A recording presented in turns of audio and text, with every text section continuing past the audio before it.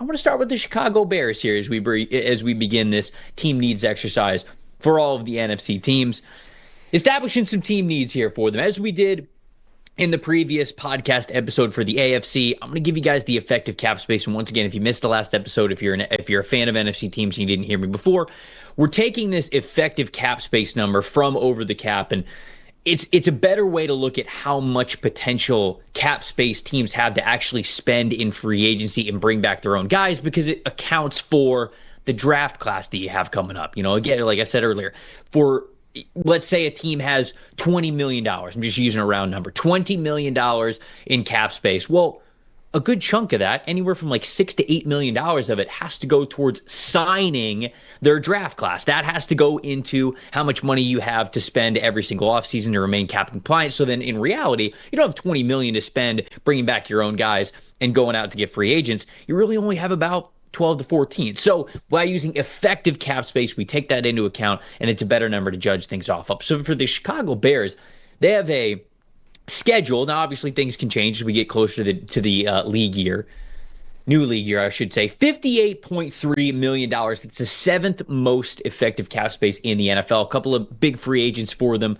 Keenan Allen is one of them, but then a lot of guys along the interior offensive line. Tevin Jenkins, Coleman Shelton, Matt Pryor, these guys who started for them along the interior offensive line. Darrell Taylor is also a free agent. So, Dalton, when you think about the Chicago Bears and sort of their situation here with that information, what are some initial team needs from you? And then give me a couple of guys, free agency in the draft, that you think would be good fits for him. Well, I think you mentioned it with Ben Johnson coming in, and obviously from Detroit where the offensive line was such a big emphasis. That's what it's going to be. You mentioned the starting three on the interior. They're pretty set at tackle with Braxton Jones and Darnell Wright, two solid players there, but I think they're going to be fishing at the top of the market in this free agent class for interior offensive linemen. You could see them in on Trey Smith from Kansas City, the guard. I think you could see him in on Drew Dahlman, the center from Atlanta, he would fit really well in Ben Johnson's outside zone scheme in the run game. So I think at the top of the market, first and foremost for offensive linemen. And I think the other thing you could find in free agency or in the draft is some run-stopping defensive linemen, right? Obviously, the pass rush got a little better as the year went on. You got Montez Sweat off the edge. You're developing some younger kids, but they need to be able to stop the run as well. I think that's going to be a big emphasis for Ben Johnson and for Dennis Allen, is running the ball and stopping the run. I think you start finding some of those trench players in free agency. And then in the draft, I think it's going to be a focus also. They've been mocked with Will Campbell a lot at that 10th overall pick from LSU, possibly moving him inside to guard, or you've even mentioned at center. And then I think from there, once they get better in the trenches, then you start filling some things out. You mentioned Keenan Allen being a free agent. There's a lot of slot receivers in this draft. You could find somebody to play in there, maybe somebody that fits Ben Johnson's offense a little bit better. And then I think they're a team that's going to dip into this deep running back class too, because they didn't get a whole lot out of their backs last year on top of the offensive line. So to add some speed and even some power into that backfield would help a lot. I think a guy maybe like an Amarion Hampton in the second round might make a lot of sense for him, that workhorse back who you really don't want to tackle in the cold weather. But first and foremost, they have to fix the trenches on both sides of the ball. Yeah, when I'm looking at the Chicago Bears and when I'm doing, sort of mock draft exercises for them, they have that extra second round pick. And, I'll go through a 3-round mock draft exercise, for example. And if I give them a running back, in the second round with one of those picks there, even in the third round, a lot of Bears fans, they don't like seeing it because they say, no, you got to invest way more in the trenches before you get to that point. Obviously, if I'm drafting a running back in the second or third round in a mock draft for Chicago, I figure they've probably brought in a handful of new bodies along the interior offensive line anyway. So you're probably attacking that position still with whatever you have at number 10. But I do think that Chicago could invest in a running back. I mean, again, I keep going back to this. I talked about it with Aaron Glenn becoming a head coach when we were talking about the New York Jets when we did the AFC episode on Monday. But Ben Johnson, I don't know if he'll be this exact way of thinking, but he knows how much Jahmyr Gibbs meant to that team and that offense and what he was able to do. They drafted Jahmyr Gibbs 12th overall. They traded up for him. So that was a premium pick to go get a player who meant a lot for them. So look, even though I think that a DJ Giddens, an RJ Harvey, a Brashard Smith, a Ja'Cory Krosky-Merritt, for example, these are all running backs that I think you can get a little bit later in the draft, maybe late third round, fourth round, something like that. I wouldn't take running back off the table for this team, but there's no doubt about it. I think you set it up correctly. They have to prioritize the interior offensive line first and foremost. So it'll be interesting to see if they can go get a guy like Trey Smith or somebody along the offensive line, a big hit in the free agency portion of things, and then probably another pick within the first 3 rounds along the interior offensive line as well. But I do think that that is the top priority for them, along with edge rusher, right? I mean, they're a potential destination that we've heard for a Myles Garrett. So anytime you're contemplating making that big of a splash, obviously you could think about that as high as number 10 overall, a Mike Green, a James Pierce Jr. I think that those guys would make sense for Chicago if they figure things out along the interior offensive line in free agency. But that is step one. That's step one to me, making sure that they get that and then sort of being flexible with their other needs from that point forward. The Detroit Lions, let's stay along the Ben Johnson train here.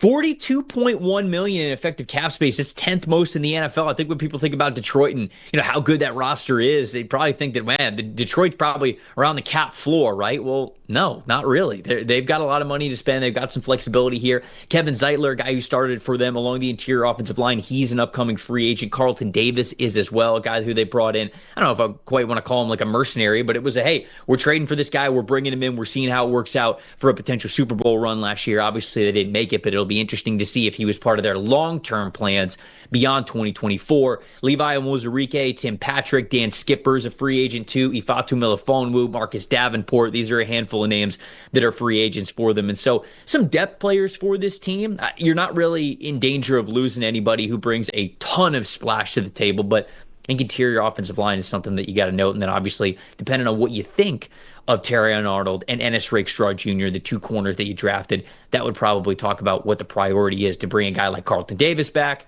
Dalton, what do you think about their current situation? Yeah, no, I think there's not a ton of spots, but especially the ones on defense are very important, right, when you talk about edge and cornerback. And you mentioned it with the Bears, but I think the Lions might be right near the top of that list when you think about possibilities with Myles Garrett as well, right? And if you could ever pair Hutchinson and Garrett together, I don't know how you block this team, but I think that's what you're talking about, is trying to balance this thing out on defense. We know they're going to have, even without Ben Johnson, they have so much talent on offense that they're going to have a top 5 offense. I think Kevin Zeitler would be worth re-signing with, as well as he played this past year, is one of his best seasons, if not his best in the NFL, even at his age. So I think that is a possibility. If they don't go and get Garrett, and that doesn't take obviously a ton of money to do, if you don't do it, then I think you look at the cornerback market. I think somebody like DJ Reed on the outside could really help him. I know, look, Terrion Arnold struggled a bit through his rookie year. Ennis Rakestraw, we just didn't see a whole lot. So I think you'd really be taking a gamble on giving him a starting role right away as opposed to maybe a rotational one. Somebody like DJ Reed, there's been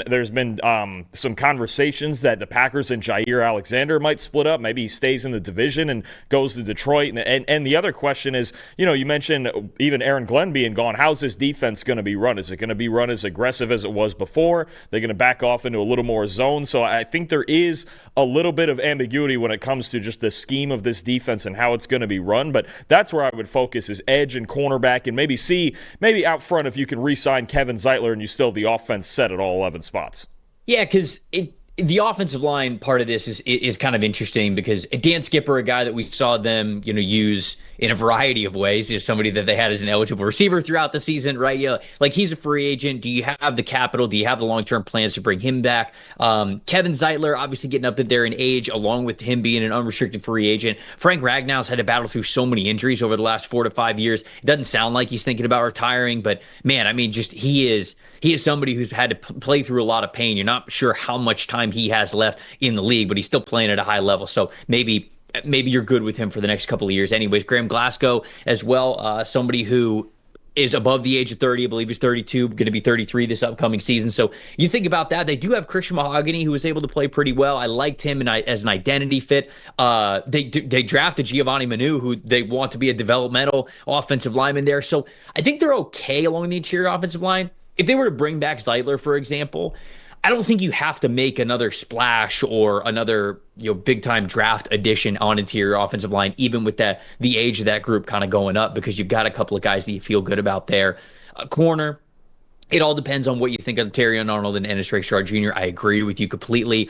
Edge is that spot that I go to there for them in the first round. I feel like they should absolutely be hammering that. And if they're going to make a major splash anywhere on the roster, I feel like it would be edge, right? Is this a team that is any way, shape, or form going to be tied to Myles Garrett and the possibility of him joining the squad? Is this a Josh Sweat location? If Khalil Mack is going to leave the Los Angeles Chargers, do you think about him there? I know you got Chase Young on there as more of a guy that you sort of take a flyer on, see what he can become on the opposite side of Aiden Hutchinson. But I wonder if they feel good enough about their future investments and where they're at along the interior offensive line to say, no. A lot of that 42.1 effective cap space, we're going to make a big splash. And if they are, I feel like edge is the position to do it.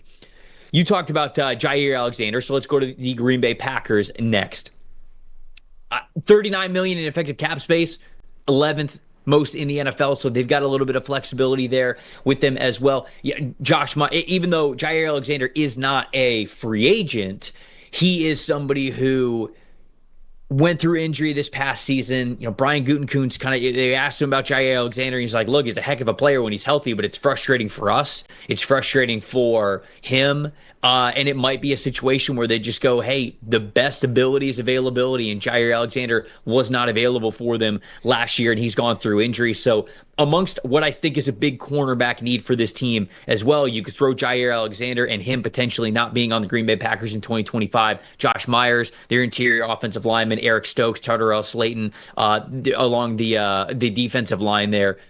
What are the primary team needs that you have for the Packers? Yeah, I think there's some clear ones, and some of the important spots that it was for Detroit too. When you talk about off the edge, look, the Packers pass rush underwhelmed this year. Rashawn Gary has kind of regressed over the last year or two. Lucas Van Ness hasn't given them what they've wanted as a pass rusher out of a first round pick. So it's there. It's cornerback, especially if Alexander is going to be gone now. I think then you're really talking about a shortage of talent at corner.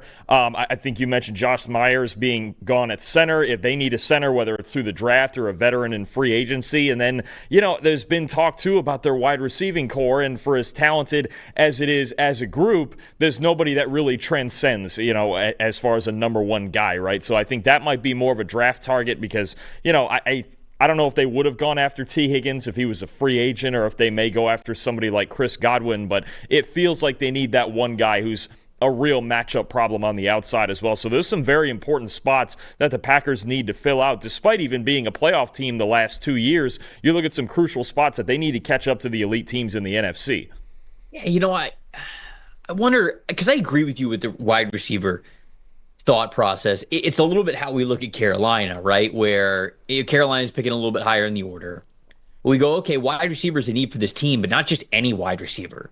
And that's the thing with the Packers, is it's kind of, it can sometimes be a little bit misleading if we just say, oh, wide receiver is a need, because wide receiver 2 is not, wide receiver 3 is not, wide receiver 4 is not. It's just wide receiver 1. And that's the same thing that we have with the Carolina Panthers. It's like, if you can go get a T. Higgins, if you can go trade for a Deebo Samuel or something like that, a DK Metcalf, one of these guys that you think could be a wide receiver 1 in this league, or, Carolina's sense, I don't know if, Green Bay's going to have the ability to do this. Maybe they will.